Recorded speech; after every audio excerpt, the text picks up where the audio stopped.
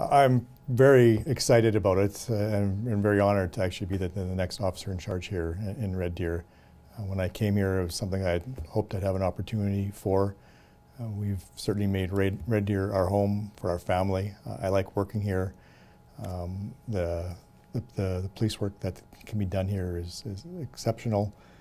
We've come a long ways in 3 years from where we were, and I'm really looking forward to continuing to build on that. We do have a very high caseload, higher than the average cities and even small cities, which causes a challenge, right? Because our members, we're asking them to be proactive in the work that they do and not just react all the time. So when you're busy responding to calls, no matter how proactive you are, you still have to respond to calls. That's what police do. So there will always be a reactive portion of it.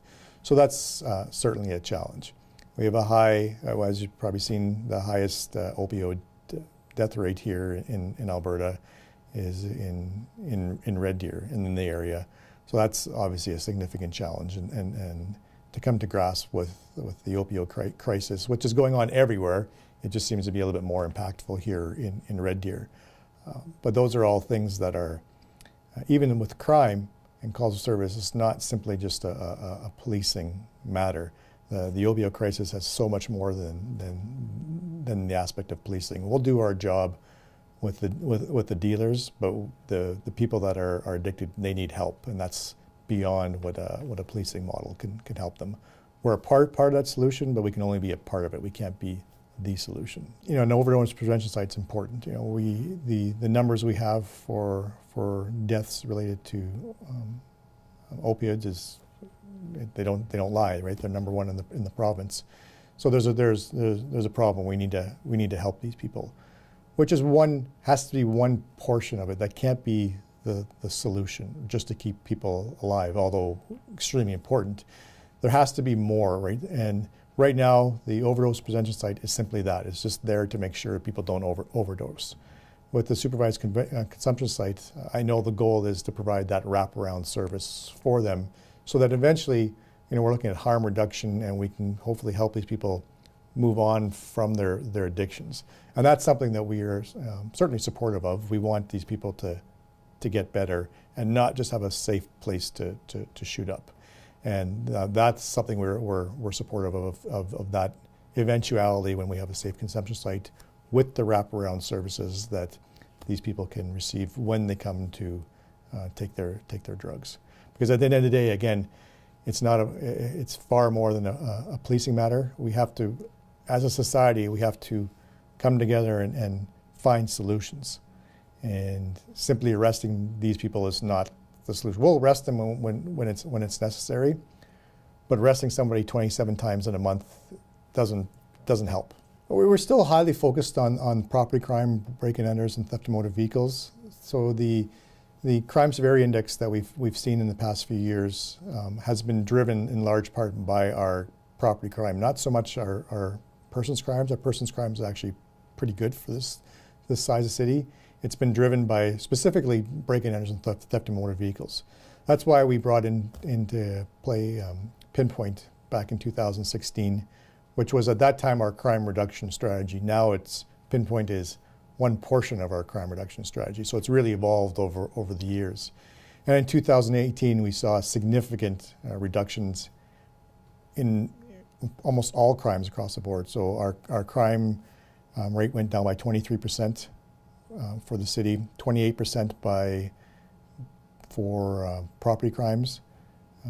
Persons crimes dropped by 7%, and so overall by 23%. So those are astonishing numbers. You don't see numbers like that for crime reduction. If you're getting 2 or 3% in a year, generally that you're very excited about that.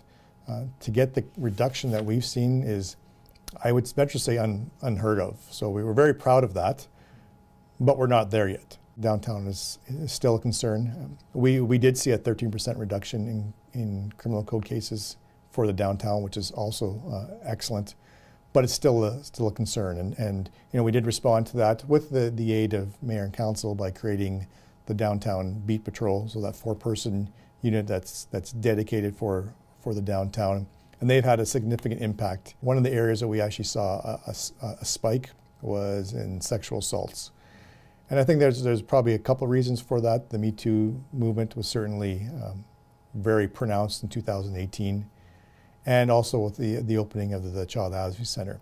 Anytime you put a lot of attention into a certain type of area, crime, event, it usually brings out more victims. So although we saw a spike, I don't see it as we have more sexual assaults than we had before. We just have more people willing to come forward, which is good. That's what we want. We don't want these victims having to suffer by themselves in the dark. We need to change the narrative in this city. And what I mean by that is we and people in general, whether it be citizens or business owners or whatever, we're still using that narrative from 2017. So remember, when Maclean's came out with that article in 2018, that was 2017 numbers. So we're still talking in those terms about crime in this city, but that's not the reality. The reality is crime is down 23% in 2018. We need to start talking about the good stories and all the good things that are happening in Red Deer, not just from policing, but from everything.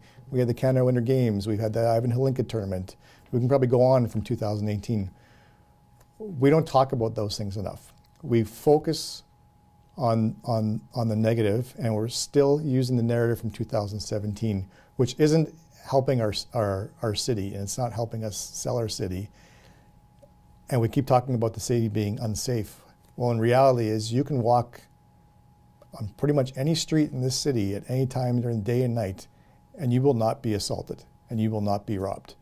The frequency of stranger to stranger personal crimes is very low in this city. But there's a perception that that's not the case. People feel uncomfortable around certain people, and I certainly understand that, because they look differently, they may be homeless, they have an addiction or a mental health problem, and they very much feel uncomfortable with them, and they might seem aggressive, but the person-to-person crime is very low in those matters. And it's those perceptions that we need to work on in changing, and again, changing that overall narrative of just what it is really like to live in this city.